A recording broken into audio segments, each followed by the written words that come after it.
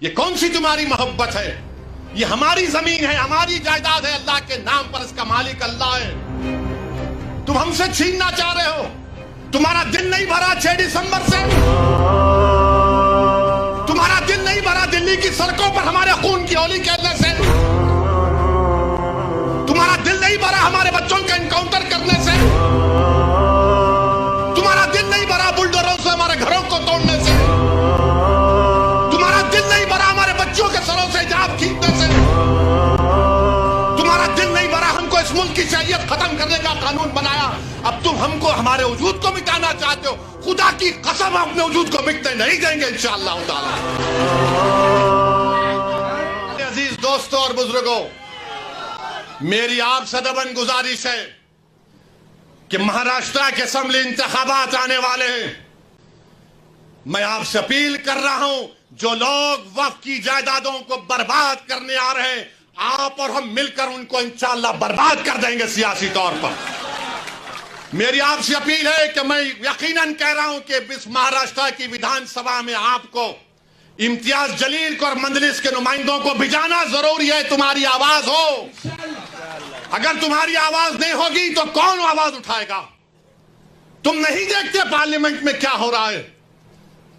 تم نہیں دیکھ رہے پارلیمنٹ میں کون پکار رہا ہے دیوانوں کی طرح؟ کیا تم کو نظر نہیں آ رہا کہ کس کے کلیجے میں، سینے میں، کس کی آنکھ میں آنسو ہے جو تڑپ تڑپ کر دیکھ رہا ہے کہ میرے بربادی کا قانون میرے آنکھوں کے سامنے بنایا جا رہا ہے؟ کون ہوگا تمہاری آواز کو؟ چھوڑو ان چیزوں کو، کبھی اپنوں کو بھی تو اپناؤ، کبھی اپنوں کو تو سمجھو۔ جو تمہارے لیے دن اور رات محنت کر رہے ہیں ان کی آواز بنا کر بجاؤ۔ یقیناً ہرانا ہے انشاءاللہ تعالی ان لوگوں کو، ہرائیں گے انشاءاللہ تعالی، مگر ہرانے کا مطلب یہی نہیں ہے کہ تم اپنی آواز کا گلا گھونٹ دو۔ تم اپنی آواز کا گلا گھونٹ کر کیسے دوسروں کے سر پر تاج رکھ سکتے ہو؟ مجھے بتاؤ، یہ تو نہیں ہو سکتا میرے بھائی۔ تو میری آپ سے گزارش ہے کہ اس بات پر بھی آپ غور کریے، ہم لڑ رہے ہیں اور لڑتے رہیں گے انشاءاللہ تعالی۔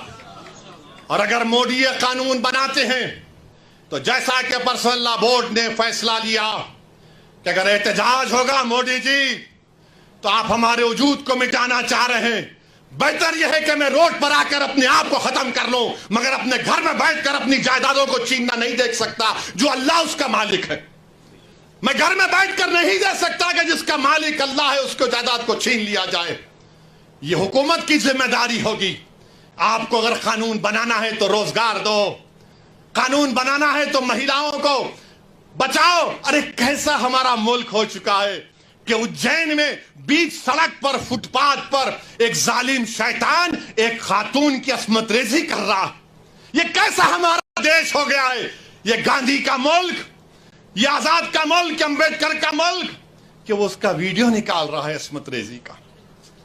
یہ کیسا ہمارا وطن ہو گیا ہے جب ہم نے انگریزوں سے کھندے سے کھندا ملا کر جلیانوالہ باغ میں اپنی جانوں کو دے دیا، ہم نے کالا پانی کی سزائیں ہمارے ہندو بھائیوں کے ساتھ کاٹی۔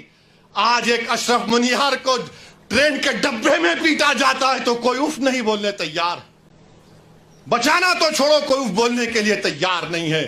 یاد رکھو، جب آپ اپنی لڑائی نہیں لڑیں گے کوئی تمہاری لڑائی نہیں لڑے گا۔ تمہاری لڑائی تم کو لڑنا پڑے گا۔ تم 70 سال سے سوچ سوچ کر دھوکہ کھا چکے ہو کہ کوئی اور ہماری لڑائی لڑے گا۔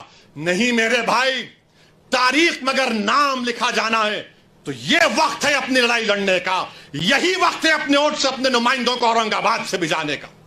تو میری آپ تمام سے گزارش ہے کہ آپ پرسنل لا بورڈ نے جو آپ کے سامنے بات کہی ہے، آپ جوائنٹ ورکنگ کمیٹی کو اپنے اعتراضات، اپنا پروٹیسٹ ای میل اور پوسٹ کے ذریعے بھیجائیے۔